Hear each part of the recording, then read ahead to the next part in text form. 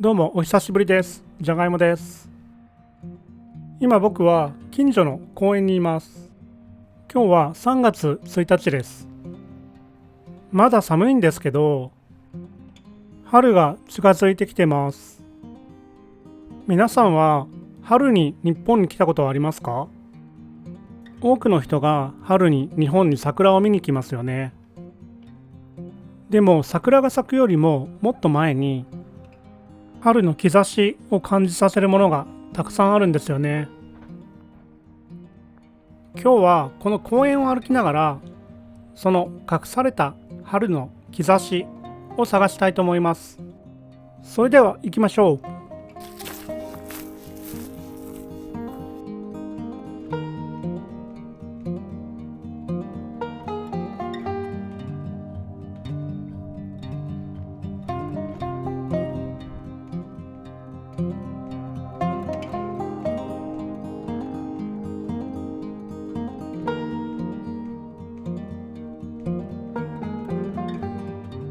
日本の春といえば多くの人が桜を思い浮かべるかもしれません。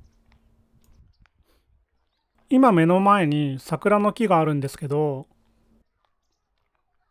花がまだ咲いていないので、これは今日紹介する春の兆しではありません。この地域だと桜はだいたい3月の下旬ぐらいに咲き始めます。花のつぼみはまだ小さいですね。今日最初に紹介するのは、桜より先に咲き始めて、我々日本人に春の訪れを教えてくれるこの梅の木です。こちらはもう花が咲いています。梅はだいたい2月の中旬ぐらいから咲き始めます。梅は今から1300年ぐらい前に中国から日本に伝わったと言われています。観賞用の花としては桜よりも歴史が古いみたいです。日本にある多くの桜の木は食べられる実をつけないんですけど、梅の実は日本人にとってとても身近な食べ物です。特に梅干しっていう梅で作ったとっても酸っぱい漬物は日本人の食生活には欠かせないものです。本当に酸っぱいんですけど、皆さんも日本に来た時にはぜひ食べてみてください。梅は季節が冬から春に変わる時に咲くんですね。季節が変わる時期のことを季節の変わり目と言います。この言葉は非常によく使います。例えばこんな風に使いますね。季節の変わり目は何を着ていいかわからない。季節の変わり目は体調を崩しやすい。今公園の駐車場を歩いてるんですけど、ここにも実は小さな春の兆しがあります。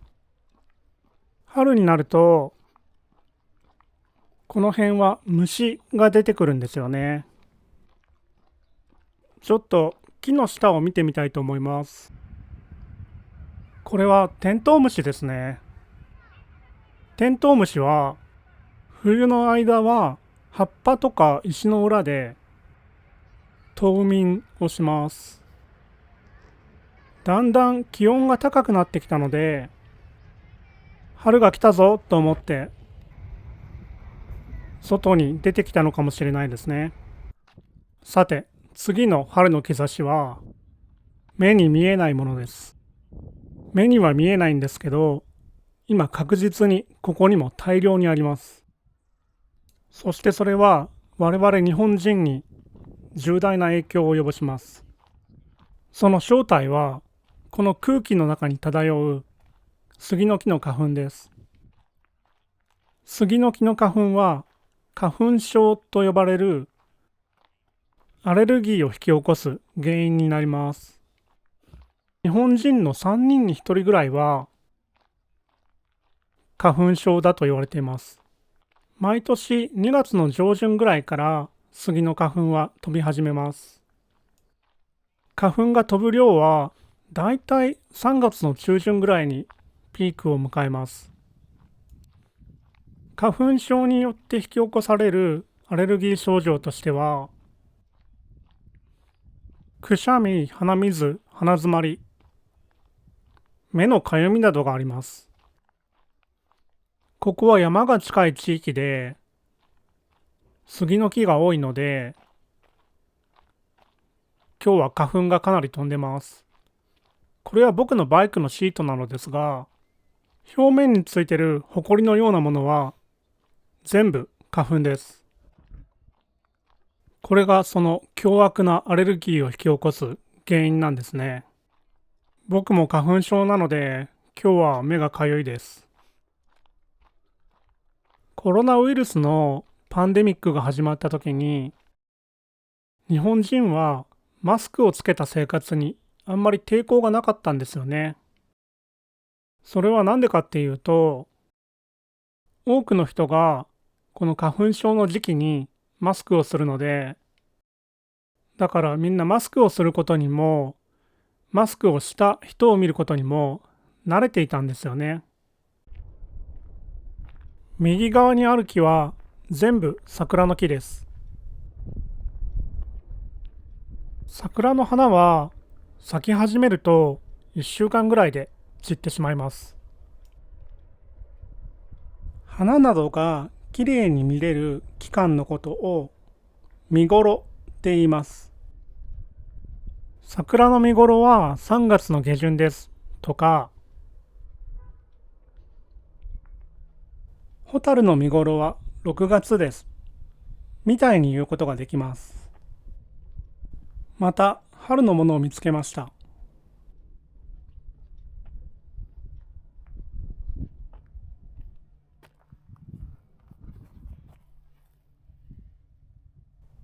この草です。この草はよもぎと呼ばれていて、日本のハーブのようなものです。食べることができます。独特の甘い香りがあるんですよね。すりつぶしてお団子に入れたり、天ぷらにしたり、お茶の原材料にもなります。春から秋まで生えている草なんですけど、春の新芽の頃が柔らかくて一番美味しいです。よもぎって結構どこにでも生えてて、東京の電車の線路の脇とかにも生えてたりします。でも実際取って食べる人はほとんどいません。美味しいんですけどね。よもぎを使った食べ物で一番有名なのは草餅っていうお餅です。コンビニとかスーパーで簡単に買うことができるので、皆さんが日本に来た時にはぜひ食べてみてください。先ほど見頃という言葉を紹介しましたけど、食べ頃という言葉もあります。季節の食材や熟した果物なんかによく使われる言葉ですね。トマトは赤くなった時が食べ頃みたいに言います。先ほどの草、よもぎも今が食べ頃です。さて、次の春の兆しは水の中にあります。この先に池があるのでちょっと見てみましょう。人工の池なんですけど、春になると小さい魚が出てくるんですよね。今日は魚がいるといいのですが、今日は風が強いので水面が波打ってますね。あ、いますね、魚たち。小さい魚が群れになっています。これはコイ科の淡水魚だと思うんですけど、こういう淡水魚は冬の間は動かずにじっとしています。気温が高くなるにつれて活動的になります。ではもう少し歩いてみましょう。前に小さな桜の木がありますね。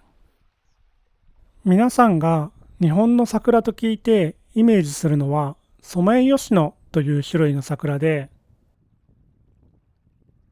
先ほど皆さんにお見せしたのはソメイヨシノの木です。これはソメイヨシノとは別の種類の桜ですね。多分寒桜っていう名前の桜だと思うんですけど、だいたいソメイヨシノよりも1ヶ月ぐらい先に咲き始めます。ソメイヨシノの方が花が大きくて、さらにたくさんの花が咲きます。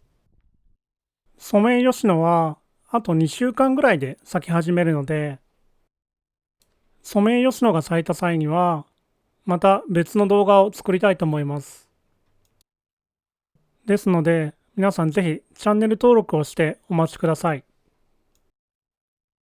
右側に小川が見えますね。これは畑や田んぼに水を引くための用水路です。冬の間は水門が閉まっていて、あんまり水がないんですけど、春になったので農家さんが水門を開けたんですかね。左側に梅の木がたくさん生えています。最後に梅の木をお見せしてお別れしようと思ったんですが、その前にもう一つ春のものを見つけたので、最初にそちらをお見せします。この畑の中を見てください。土がところどころ盛り上がっているのが見えると思うんですけど、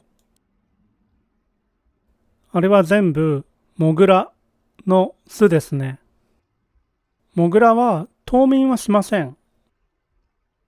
でも冬は寒さを防ぐために土の奥深くで活動しています。主にミミズや昆虫の幼虫を食べているみたいですね。